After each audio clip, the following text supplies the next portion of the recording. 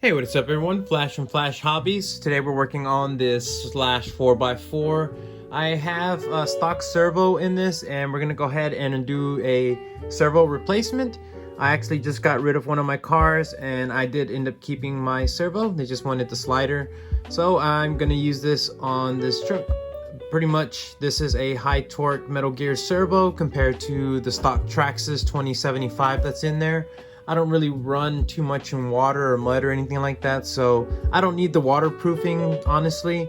This one is not rated for waterproof use, which most servos might handle a little bit of water resistance, but no big deal. So let's get started.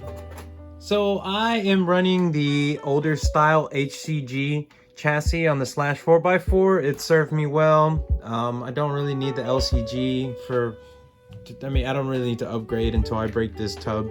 If I ever break this one, then I will do it. But the good thing about this is that the servo replacement is a lot easier to do with the older style than with the LCG chassis. So like I said, this is the HCG model. So what you will need for this replacement is just two things. You're going to need a 2.0 hex driver and a 2.5mm hex driver. Pretty much we'll start off with the easy part, and that's actually just getting everything disconnected. So you'll have to remove a couple of screws to get to inside of the receiver box to remove the lead for the servo. So you're just going to use your 2mm hex to remove one screw here, two screws here, 3 and 4. With all 4 screws being removed, we're just going to go ahead and remove both of these lids off. Now you can, it's usually plugged into channel 1, but we'll follow the cable just to make sure. And we found our cable here, and sure enough, it's plugged into channel 1. So we're gonna disconnect that and then run that cable back out. So you'll use your 2mm hex driver to remove this screw here. And we're gonna go ahead and loosen that all the way out and back this out.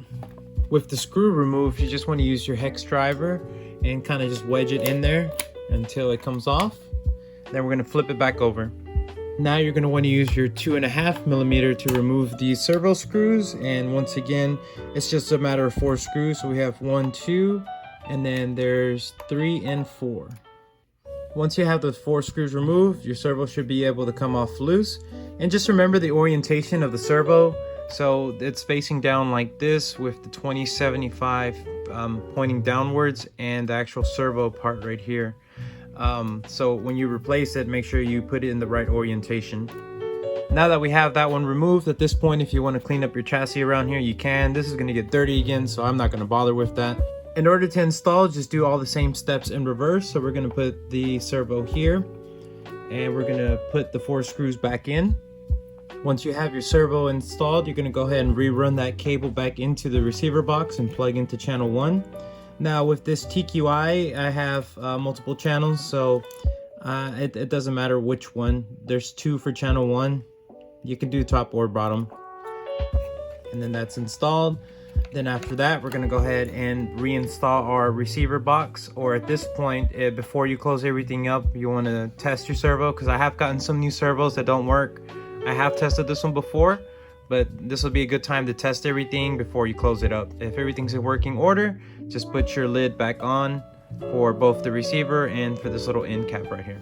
And I'm not sure if you can hear it. It's working.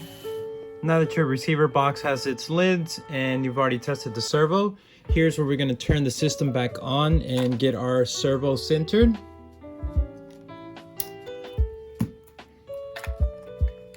So just turn on your system. Once it's on, test again, which it's working. And then what you want to do is turn your steering down to the 0. Make sure it's centered there.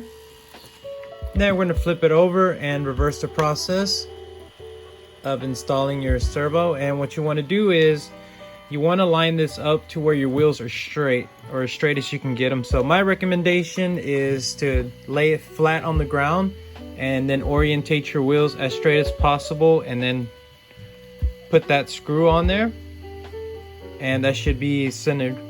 Once you feel that you have your wheels centered, you're going to put your screw back in. Make sure it goes all the way down to where it pushes that servo arm down a little bit, but you don't want to over tighten it. And then give it one more test. If for some reason your wheels turn the opposite way, that can be fixed. Just refer to the whatever menu you have as far as if you have the TQ, TQI, they're generally around the same, or if you have a different remote, and just refer to the button taps in order to set the steering correct. As you can see, that's a pretty straightforward process, right, left, and this is definitely a lot better than the old stock servo. This is actually a racing servo.